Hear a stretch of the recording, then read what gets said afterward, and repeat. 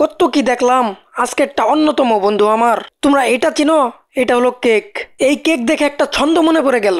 সাপ দেখছো কিন্তু সাপের ফনা তোলা দেখো নাই, কেক দেখছো কিন্তু কেক নিয়ে কামড়া কামড়ি দেখো নাই। তোমরা আবার এই কথা বললো না, কেক নিয়ে কামড়া কামড়ি আবার করলো কে?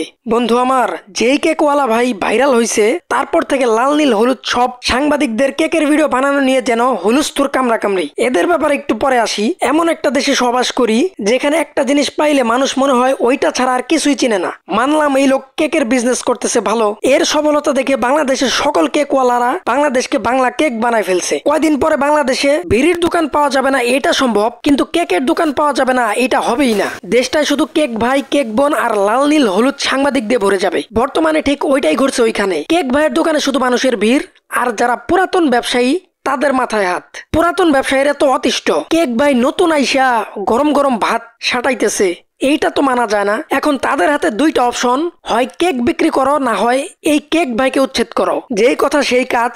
এই কেক ভাইয়ের কারণে রাস্তায় জ্যাম হয়ে যায়, সবাই মিলে ধরছে তারে। আপনার কারণে রাস্তায় মানুষজন হাঁটতে পারে না, ভিড় গ্যাঞ্জাম কেচালের কারিগর আপনি। কেক ভাই বলতেছে আমি কি করছি, আমি তো কিছুই করি নাই। কেক ভাইয়ের কথা সত্য, কেক ভাইয়ের কি দোষ?